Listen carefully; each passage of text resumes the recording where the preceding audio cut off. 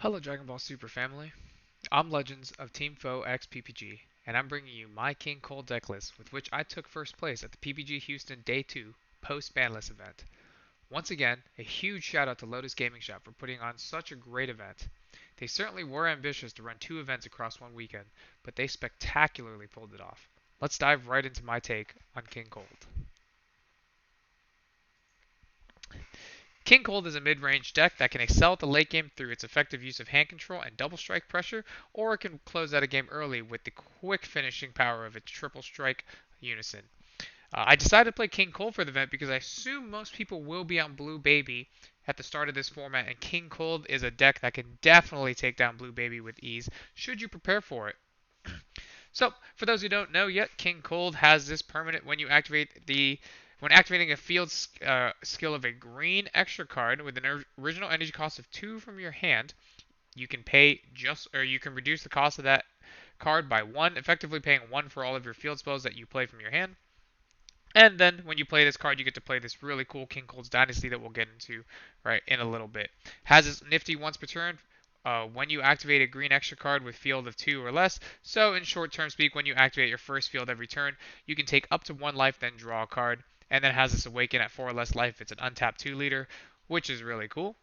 And then on the backside, it maintains that permanent where all your fields cost 1 less, and then it maintains the auto as well. The first time you play a field spell each turn, you can take up to 1 life and draw a card. And now it has this really cool activate battle. Once per turn during either player's turn, since it's activate battle, you can sack off or sacrifice one of your extra cards that have a cost of 2 or less, original energy cost of 2 or less on your field. Actually, it doesn't even say original, just a cost of 2 or less on your field, and you can give this leader card 10k for the battle. That's really cool. You can turn your leader into effectively a 25k swing card, constantly clearing battle or troublesome battle cards off the field, or just to ensure that your opponent has to combo cards out of their hand, giving people the first impression that this was just a standard green deck where you would just attack with your leader in the unison. And I can definitely see how that this leader would come off across as that when you first pick up the deck, but as you play through the deck, you'll definitely realize that that's just not the case. So the real leader of this deck is this King Cold's Dynasty. It's a lot of a text that kind of just says you can have any amount of extra cards or any amount of cards with field on their text in your battle area, as long as you can continuously play new ones as long as none of the new ones that you play share a name with one on the field. So effectively, you can have one of every battle or field card on the field as long as it costs 2 or less. This card also does have barriers, so it doesn't get sniped by Tactical Victory Vegeta so easily. This starts as a field spell in play as soon as you land your leader, so that gives you 1 field count towards all of your plays.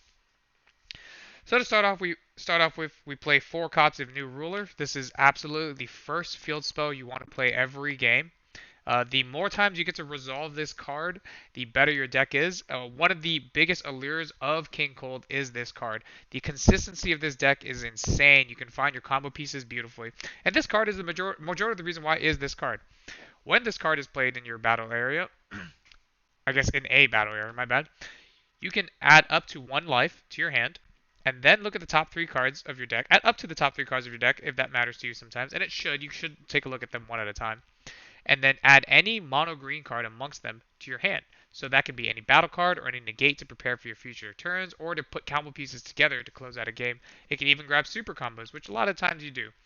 And then it has a second auto when this card is placed in the drop area, so through the effects of your Awakened Leader's backside.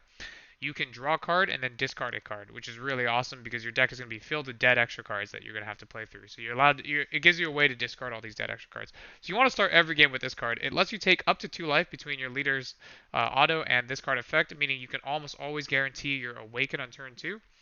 Assuming you're playing against an opponent that has to attack you to draw a card, they can of course choose not to attack you, and then you'll have to find a different field card to awaken. But most of the time, they're going to lose that gamble. If they don't attack you, you play another 6 copies of another field card that will let you take 2 life again. So if you choose to take 2 life and you know you're going to awaken and you're just comfortable playing at 4 or 3 life, which this deck wants to play at, then it definitely is almost always worth taking 2 life. Unless, of course, you're going up against Hyper Aggro like King Vegeta. So following the best field spell in the game, or for the deck, we have the second best field spell to open up with is Anticipate Onslaught. Anticipated Onslaught has this auto when this card is played into your battle area and your leader is pretty much right now just this guy. You can draw a card and then play up to one 2-drop or less Frieza Army or Frieza Clan from your hand. We'll go into the cards that this can play into the deck later. Something I definitely want to teach new King Cold players is remember how I mentioned you want to resolve New Ruler as often as possible throughout the game. So because of that, you want to be cycling this card all the time, meaning you won't get to resolve a second copy of this, or it's really not efficient to resolve a second copy of this. Sure, this draws a card, but this draws a card that you select. And a lot of times that's just more effective. Plus, sacrificing this card off gives you another cycle, whereas sacrificing this card off does nothing. Speaking of sacrificing cards off, Anticipated Onslaught has a secondary auto. Once per turn, when a green extra card, pretty much when a field spell leaves your battle area, you can choose up to one of your opponent's battle cards with an energy cost of 2 or less and snipe it. And of course, since your leader has an activate battle that lets you remove your field spells, you can remove one of your field spells, ideally a new ruler, and then trigger the second auto of Anticipated Onslaught to help clear out the field. So usually we play 4 copies of this just because we want to see it on turn 2. We want to see this on 1 and this on 2, and then after we play this on 2, we can just charge every single copy afterwards because they're completely worthless. Moving forward into the field spell package, we play 2 copies of Terrified Realization. Terrified Realization is probably one of the least exciting field spells in the deck, but we play 2 copies because we want to resolve 1 if we're going to go into turn 3 or 4 without our 5-drop Frieza. It turns our charismatic villains into effective combat cards so quickly.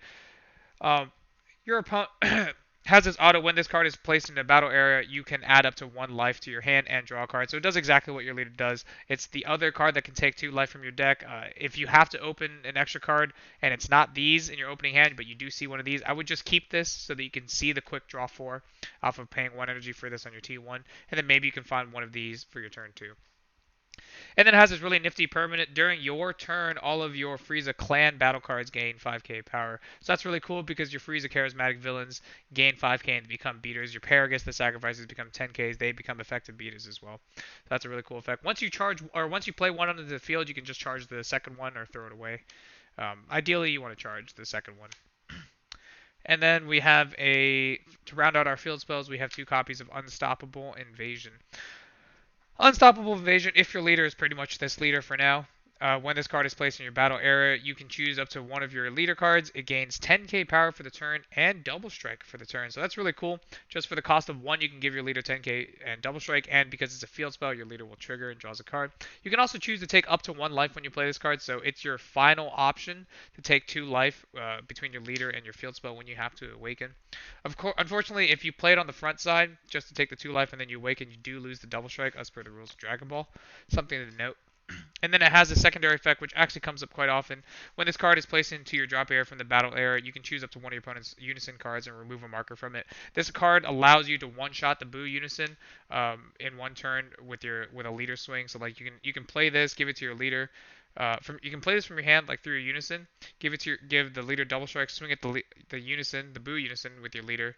Deal 2 to it, sack it off mid-combat to take another marker off of it, then replay it with Berry Blue, and then use Paragus to sacrifice, or your Frieza 5-drop to sacrifice it again to rip the last marker off, and Boo Unison was developed and gained 1 draw card advantage, while you lost no swings to it. So this card is very strong in that value. This, unlike Terrified Realization and Anticipated Onslaught, whereas you can play your first one of each and then just charge the rest, I often want to keep 1 in hand. Play the first one and then keep the second one in hand, or send it to the drop so I have access to it with Berry Blue. But keeping it in hand just to have that surprise or extra double strike to your leader suddenly is very effective. So that's our field spell package. I'm going to keep the Anticipated Onslaught and the new ruler to the side because these are the ones we're going to cycle the most for our combos. Whereas Terrified Realization is kind of static once it's played. We're actually going to reuse the bottom 6 here a lot. But okay, so let's go into the unison of the deck. There's a lot of unisons to try out with the deck, but just back to basics. One of my favorite unisons, and probably the only unison I would play for the deck, at least in the main deck, is King Vegeta, Umbral Invader. This, of course, is the pre-made unison for the deck. It has this +1 activate main. Choose up to one of your mono green field spells with energy cost of 2 or less and just play it. So it lets you play your field spells for free as long as you +1. That's really cool. It has this -1 that you actually end up using a lot when your opponent negates you and you just run out of field spells to use.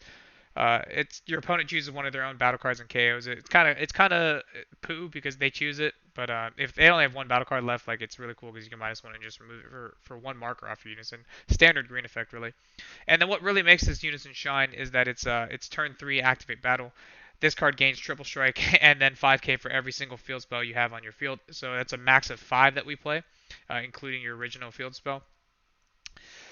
So then it becomes like a 40k triple striker base stat, right? Obviously only losing to unison changing cards.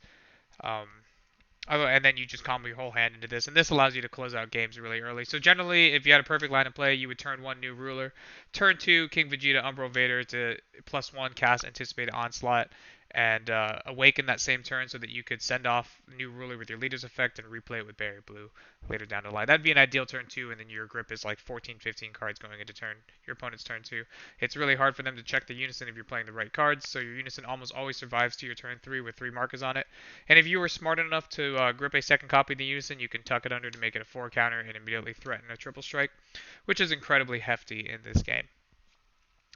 Cool. So moving on from the unison, we have Berry Blue Frieza's Advisor. Berry Blue, real quick, is a Frieza's Army 1-drop, so that allows you to be played for free on under Anticipated Onslaught and is your ideal target to play under Anticipated Onslaught. Berry Blue has this auto. When this card is played, look at up to the top 7 cards of your deck and add any field spell or unison to your hand. So there's all of these targets. Of course, you're going to have already spent Anticipated Onslaught, so it's going to be -1 count for those math whizzes out there. And then you'll shuffle your deck. And then it has this Activate Main, which is incredibly important. Once per turn, you can pay 1 green energy and play a field spell from your drop area, which of course will still trigger your leader effect. So I was talking about that turn 2, ideal turn, first 2 turn scenario. Turn 1's New Ruler, turn 2 Unison to Anticipate Onslaught to play Berry Blue, search whatever. Awaken to get your 2 energy back. Swing at whatever with your leader. If you don't want to give your opponent a card out of their life, you can always swing with Berry Blue.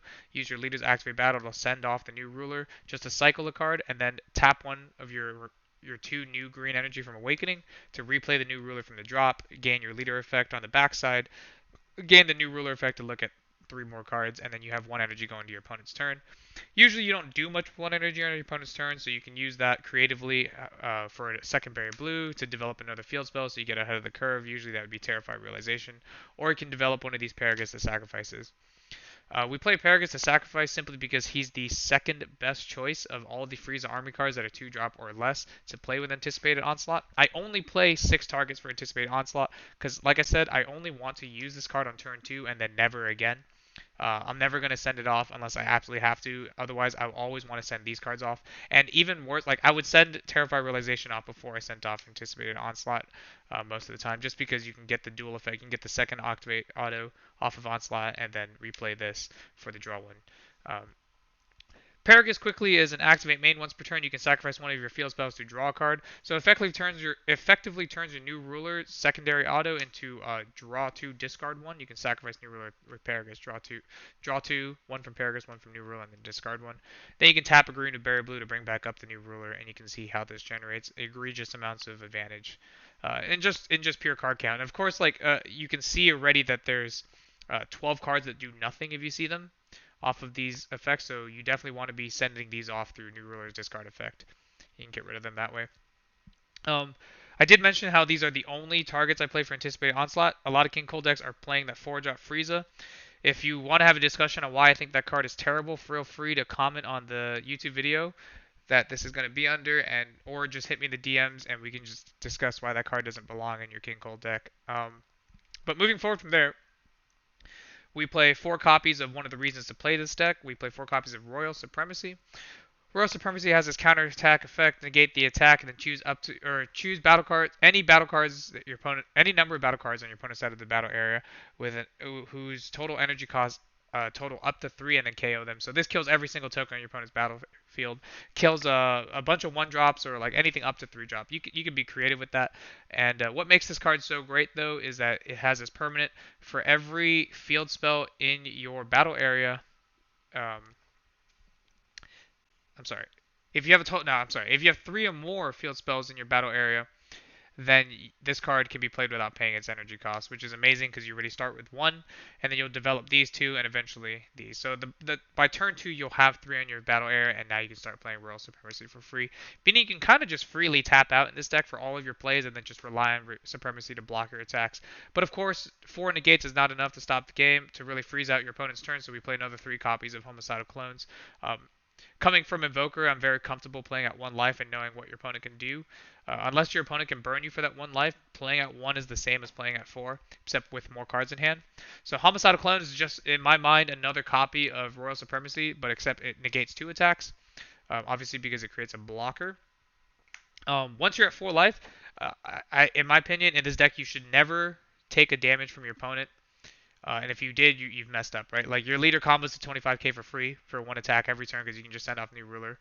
And then you can just sparking Homicidal Clones every time you think you're actually going to take a damage. That way you can generate the blocker for the next hit. The blocker kind of matters because the green version of this card gives you a combo power on the blocker. So in case they don't attack through the blocker, you can actually combo this off, or it becomes a 5k beater, which is relevant as well. Previously, I did experiment with playing this card at 4, just so that I wouldn't lose to King Vegeta so quickly. That way you can resolve 4 of them from lives 5 through 1. However, since I go to 4 so quickly on my own in this deck, it just seemed really clunky to play the 4th copy. I ended up charging a lot. And instead of that 4th copy to help deal with King Vegeta, I decided to play 2 copies of Dormant Potential Unleashed. We do play, like I said, 10 dead or 12 dead cards in the game, so these are easy pitches for Dormant Potential Unleashed, and then you can bring them back up with Berry Blue. This card has definitely lost a lot of steam in green because of the hefty cost that it provides, but we do develop our Unison on 2. And then since our leader, like I said, gains 1 free 10k combo on its backside, we can Dormant Potential and then combo off to go to 25k for that first hit and not even take that first hit, and then use either Royal Supremacy or one of our free negates to get out of the second hit, and then your opponent's turn is over. When playing Dormant in this deck, make sure you hold Dormant for those turns that really matter, right? We're only playing 2, and most of the time you're only resolving 1 in a game. You're only using it on that turn that you need to buy your next turn, right? I kind of treat it like baby hatch, which is why when you watch me play the deck, I'll charge the first copy I see a lot because I really won't use Dormant till like turn 3 or 4 if I have to drag the game past that. Dormant, it's just such a powerful card in this deck. You always see your super combos. Like I said, you get an extra 10k at any point. So, and if you have a blocker up, you can just Dormant use the blocker and then negate the second hit after that, and your opponent's turn is effectively over, and you can try to kill them again on your turn. So Dormant definitely, I think, has a spot in the deck, just not at 3 or 4, because like I said, you're not going to resolve it early game. You want to be able to play through, force your opponent to develop cards in the field. You don't want them just to try to like shut off their turn and leave a bunch of energy up going into your turn. You want them to play into you, so you'll bait them through a bunch of these cards, the top 7 cards up here, and the fact that you can combo for free. Moving along our defensive package, we also play 4 copies of Frieza, Charismatic Villain.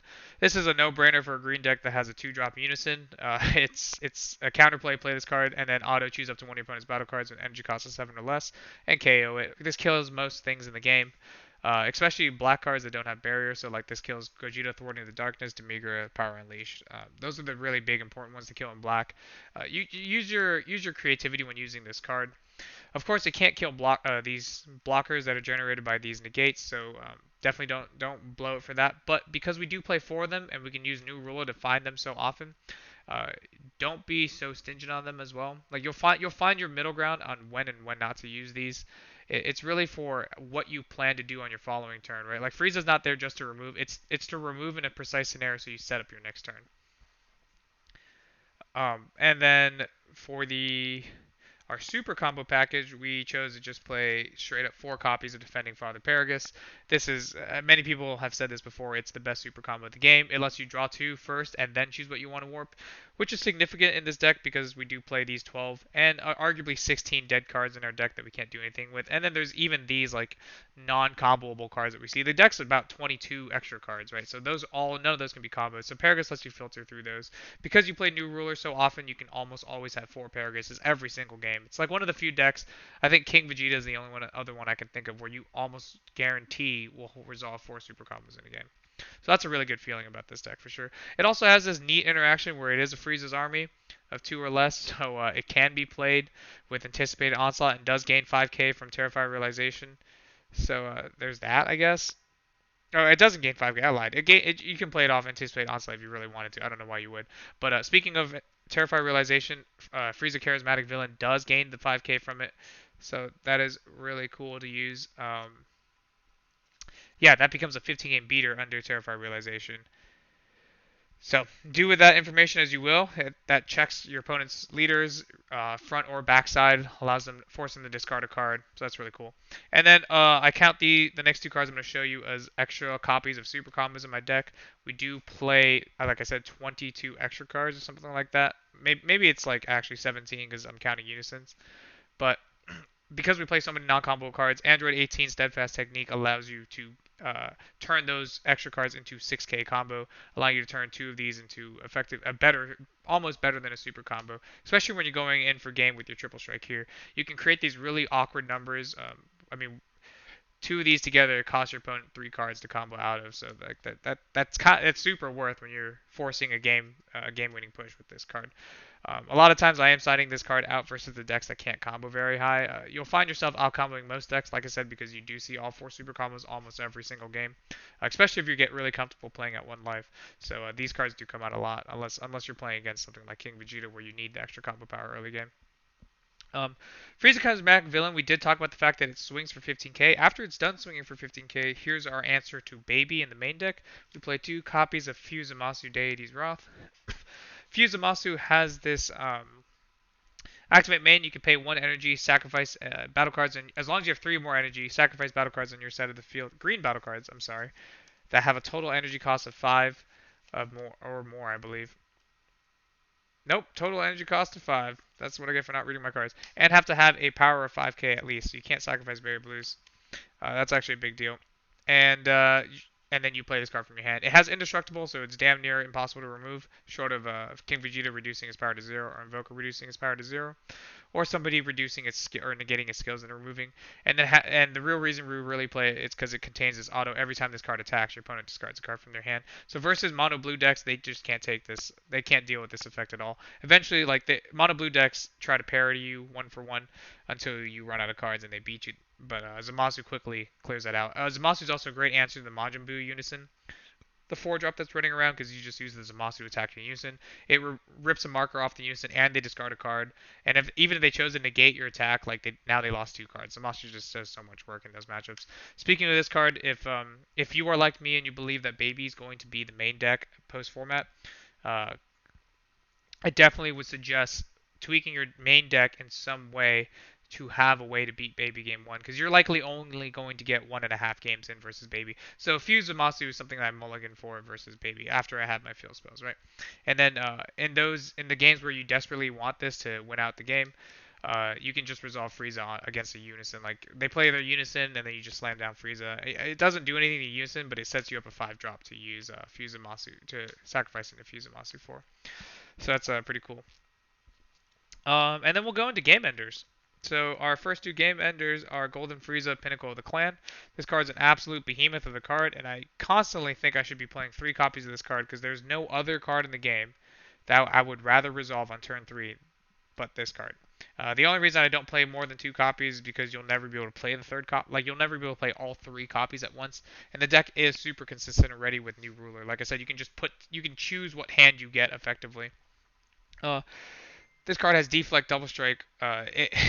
What's really cool is it has this permanent reduce the cost of this card in your hand by 1 for every 2 green extra cards in your battle area and drop area. So, like I said, we play 17 green extra cards. You start with 1 on the field, so all you have to do is find 2 more onto the field and 1 in the drop, or any combination of 4 on the field and or drop, and it suddenly becomes a 3-drop, right? So you slam it down on turn 3. It has this activate main once per turn. Choose 1 green extra card, 1 of your field spells with 2-drop or less, send it to the drop, and then you stand this card back up. You KO 1 of your opponent's battle cards, ignoring barrier, and you rip a random card out of their hand. That's just way too much for 3 energy. It's effectively a dual attack, double strike that guarantees to remove 1 of your opponent's battle cards, any of them, short of indestructible, and rips a random card out of their hand. And like the field spell that you're sacrificing is one of these 6. You'll either be taking a mark off their Unison as well, or cycling another card. There's just so much value gained from slamming this card down on 5. Instead of playing a third copy, we're playing one copy of Sun Gohan Hidden Might. Usually the game ends by turn 4 or turn 5, and so if we expected the game to go to turn 6, then we would play a third copy of this instead of Gohan. So there's a world where you side a third copy if you really think your games are going to go that long, or if you find that your games are going that long. But I don't, so we chose to play a copy of Sun Gohan Hidden Might instead. I kind of treat it as like my second SCR in the deck. Um, it's got this deflect unique double strike tags to it, and then it's permanent. If your life is at 3 or less, which is really easy to manipulate in this deck because you can either take it with hidden clones, or when you play a field spell, your leader can just take a life, and now suddenly you're at 3. So if your life is at 3 or less, this card becomes a 2-drop, right? So you slam it down for 2 mana, and then if your leader is green, which you are, when this card is played, you can either KO one of your opponent's battle cards, ignoring Barrier, which is an absurd effect already. Since it has deflect, this thing's coming onto the field and getting this auto, and then or you can choose one of your opponent's unison cards and reduce its markers by 1, which is kind of a poo effect, but sometimes that matters. Like if Majin Buu unison is just standing in your way, and you can just reduce his marker by 1 and then go through it. So I call it the second SCR because on turn 5, if you really have to, you can slam down your Frieza, get 2 attacks off with it, stand it back up, sacrifice a field card, and then you have 2 mana back up, or your 2 mana left to slam down your Son Gohan Hidden Might, and that's before your leader and your unison swing. That's just a lot of damage, like a ton of double strikes in one turn, maybe even a triple strike. So it closes out the game if you definitely go to 5. But if you don't see your game going to 5, or if you have a different plan in mind, it's very easy just to like get by this card, or not even need the card in the deck. As the third SCR in the deck, I play a single copy of Fighting Against Fates. Fighting Against Fate is just the best overall you can use in the deck. Since the deck has so much removal between Royal Supremacy, Hidden Potential, this Frieza, and even this Anticipated Onslaught underneath this card, the -1 from this, the Frieza. Like, you don't need to play Secret Identity, is my point. Because we're trying to close out the game by 5, you don't have to play Fu Shrouded Mystery, so all that leaves is more ways to close out the game by combat. And Fighting Against Fate is by far the most efficient overround for that. 25k. Dual attack means you're always going to get at least 2 cards from your opponent, whether that be cards from hand or cards from life. And if they choose the combo, it's even more.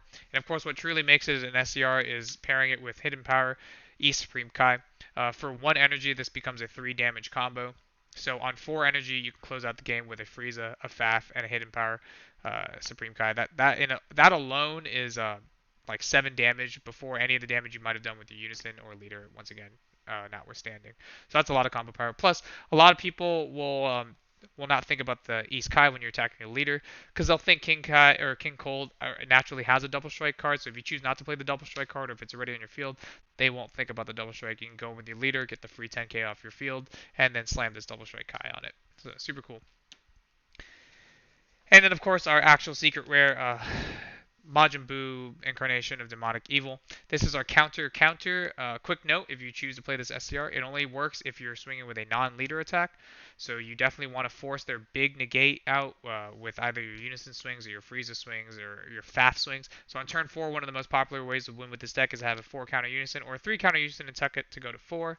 Play Faf, swing with Faf, try to force Baby Hatch or some kind of big negate out, some kind of floodgate like Topo. If they choose a Topo, now you can slam Majin Buu. If they don't, you can keep poking with Faf and then Kai to get them within range. The point is to get them within range of the triple strike, then you swing with your Unison, and now you can Majin Buu whatever counter they try to use. They've been holding for your Unison because you had exactly enough mana to get there. Also, Majin Buu plus Gohan is a really cool combo. You can play Gohan to get rid of the blocker on turn 5, and now you have exact mana for Majin Buu. Majin Buu himself is a double strike 40k. He's a counter, negate the effect of the counter card attack as long as you're attacking with a non-leader card, then play this card. As long as you're using his counter skill and your leader is mono green or a Demon Realm race, he costs 3 when you're using the counter skill. So that makes him a really effective and efficient SCR to play with the deck. Of course, set 14 brings with us that Buu Unison, or that Buu SCR. It's to be determined which SCR is better. This SCR forcing the close of games is really good. Plus, you can always search it out with New Ruler. So, like I said, the consistency of the deck is astounding. You'll be surprised how often you have 4 super combos and the Majin Buu SCR in your hand when you decide to go for game, as long as you've been playing the deck correctly. So briefly going over the side deck that I had for this event, we have, of course, our 1 Cyberman token. If our blocker survives and doesn't actually have to use the block function, I bring out the token to remind my opponents that I do have 5k combo on it. As a way to beat out the Bojack deck and the King Piccolo deck, we play 3 copies of SS Bardock Paternal Unison. Paternal Houston, we really just play for the auto. Whenever your opponent tries to combo, you can just send that combo to the drop. Of course, if Bojack is trying to combo, you just send that combo to the drop. They won't get to play it at the end of the combo step, and the same thing happens for King Piccolo. So that gives you a lot of effective use. Also, it's kind of good versus a rival-based decks like Launch and Cooler, because you can send away their multicolor combo or whatever color they're looking to use, force them to combo a few more cards, and it gives you a small bit of hand control versus those decks.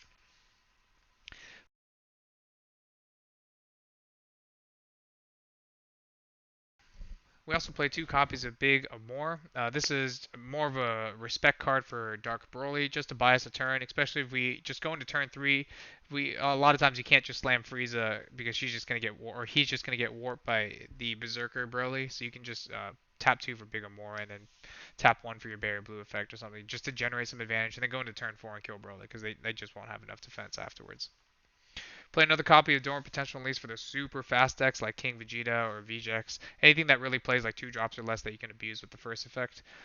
We played 2 copies of Cooler Effortless Strike in the side deck. This card, a lot of people wanted to main in King Cold, but if your deck is moving as efficiently as possible, you won't go into your opponent's turn with any energy up at all. But once you go into the side deck games, you might have to slow down your game a little. This card comes in versus stuff like King Piccolo, King Vegeta, anything that really tries to go wide. Quick note: it doesn't work on your turn for reduced energy cost. It costs the entire 4 if you're using it on your turn, but on your opponent's turn, you can generally make this card generally just costs 1. We play 2 copies of Focus Breakthrough. This is just 2. It's another It's another version of this card. It's just not in battle card form. I actually don't even have a good reason why I chose to play this instead of Cooler Effortless Strike. I think in hindsight, these should just be more copies of this. Other than the fact that like this works on your turn for 1 energy, right? So like versus like uh, Son Gohan, Baby's minion is the first thing I can think of, or like in Baby, or even like Vegeta Ready to Rumble in Baby, you can just pay 1 and they won't get their autos to go straight to the drop. This also lets you push past Topo if that really becomes a concern for you. So I guess that's why I chose to play it instead of 2 copies of Effortless Strike. But any deck that this goes in versus this also came in, so like they were just sided in together the whole day. I played 2 copies of Tactical Victory Vegeta. It was originally there to help beat the Invoker matchup if it came up post-Banlist. Really just to snuff out Baby. Baby ever goes down to 1 mana, you can just tap 2 for Tactical Victory Vegeta and get rid of their Planet Tuffle for the rest of the game. Now you just have a greater advantage playing against that deck. I mean, you eventually out-resource that deck because you're going to grossly hand control them out of the game between Zamasus and any kind of Bardox and stuff like that. So that's the main goal there. Um, this card isn't really that great versus King Vegeta because even if you take out their field spell, they just tap 1 for their babies and then play on top of it. So I wouldn't side that in versus them. And then the last card we went with was 3 copies of Deborah Ritual at Hand. This is just some anti-hand control stuff. This deck does draw a lot, but it's kind of like it's a fake image of how much it draws. It draws a ton on its awakened turn because you drew like 7 or 8 cards on its awakened turn, but like after that, it kind of just draws like 2 cards a turn, maybe. And you're really just overwhelming your opponent with how many cards you're taking out of their hand, like how many resources they have left.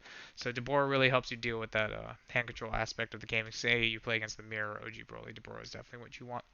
But yeah, so that was my King Cole deck profile, which I used to take down PPG Houston this weekend. Um, Definitely leave a comment if you have some other ideas or if you just want to discuss that 4-drop Frieza that I can't stand in this deck. Otherwise, yeah, I hope you guys take this deck. I love how it plays. I think it's one of the strongest decks of the format. It crushes Blue Baby if you're playing the matchup right. It has a decent time versus King Vegeta if you mulligan for your super combos and your homicidal clones. It's got good matches versus King Piccolo. I think it's got a good matchup versus Red Broly in my opinion. It crushes stuff like Teenage Gohan, any mono blue deck. Of course, green has always been really good versus mono blue, and its win con is pretty consistent. It can do what it needs to do pretty consistently. So definitely something I suggest picking up. The whole deck core is pretty cheap since all of it comes common and uncommon. With like I think like a rare is like the highest rarity card in this deck if you don't count the SCR. So yeah, quick shout out to Team Foe and all of my friends that helped me continue to enjoy playing this game, and I'll catch you guys next time.